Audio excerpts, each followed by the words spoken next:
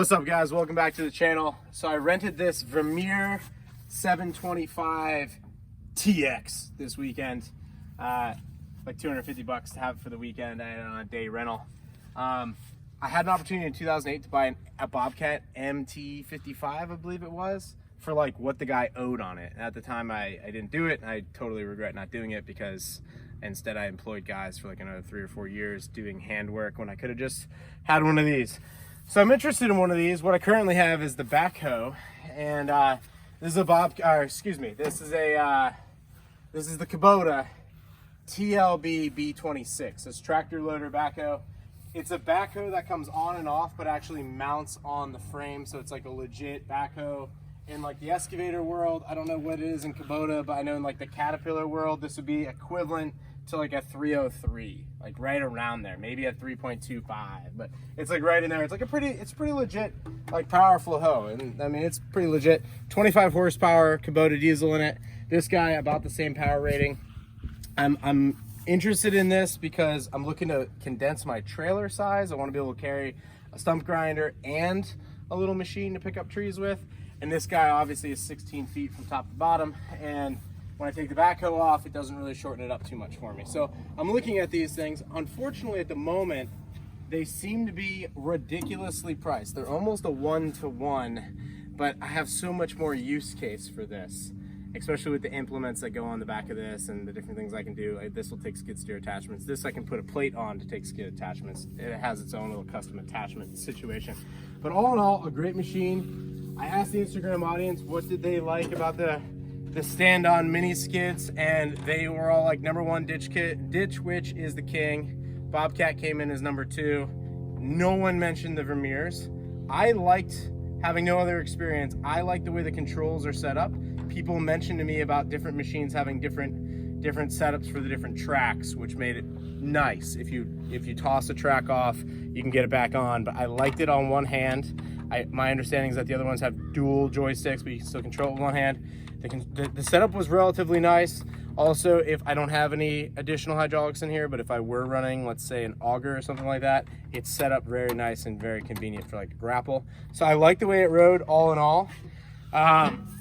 Really tight, really compact machine. I had some issues on this one being a rental with water in the fuel. Like in the first hour that I had it, it was bogging out of me. I was like, okay, it's having fuel problems.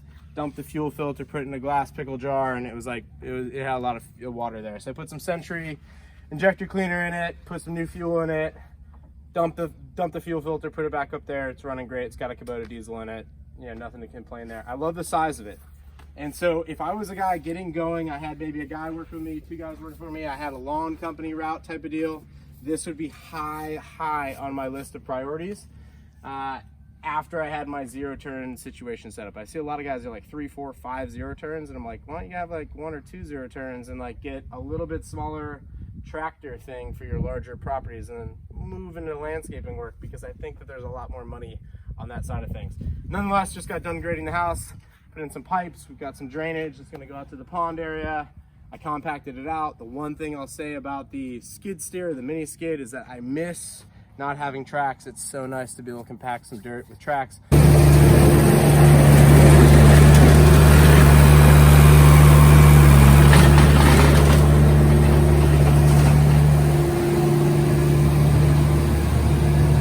Also, you can go up and down almost any grade and not have any problems.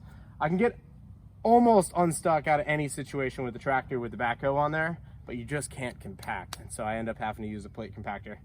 If I had to pick between both machines and the starting cost was substantially lower, I'd probably go with this, because most landscape lawn care type of guys have a trailer that'll handle this. That thing weighs like 4.5, 5,000 pounds. So you start like moving it up.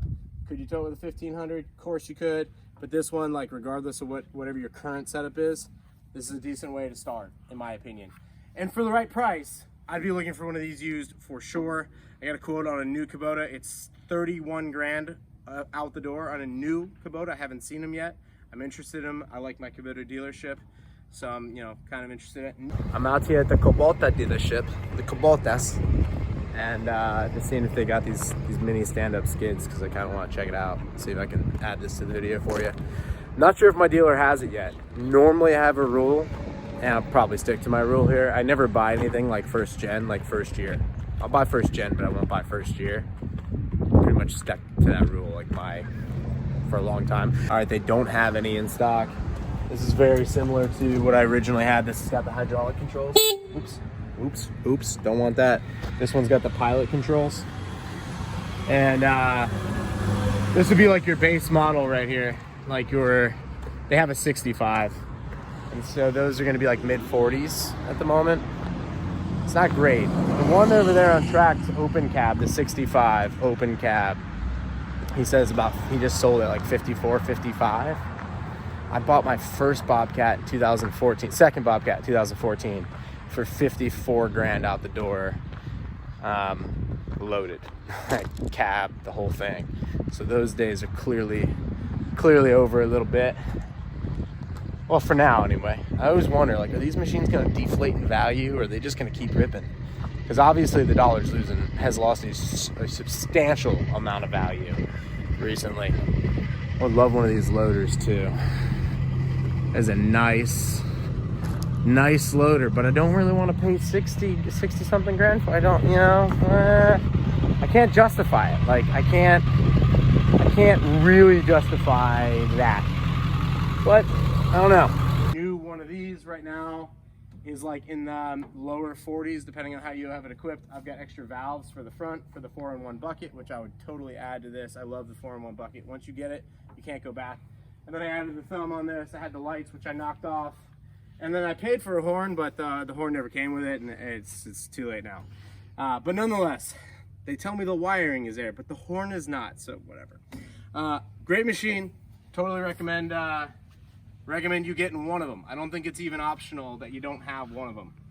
Start by renting, see what you like, feel out the dealerships, and then from my Instagram audience, which I don't know, they seem to be legit, but that Ditch Witch came in like 9 out of 10 comments were Ditch Witch, and I had at least 50 comments. And the next one was Bobcat, and the two different size Bobcats that apparently that 100 people really love. And nothing on the Vermeer, not saying anything bad about the Vermeer, but when I did move it with the tracks, it doesn't spin in circles as nicely as they tell me the Ditch Witch does. And I notice a lot of guys running the Ditch Witch. So take it for what it's worth. Mini skids, you probably need one if you're doing any labor. If you're paying anyone to move anything, just stop it with the people. Just get machines, and then just get one person to run machines, and then enjoy your life. Peace.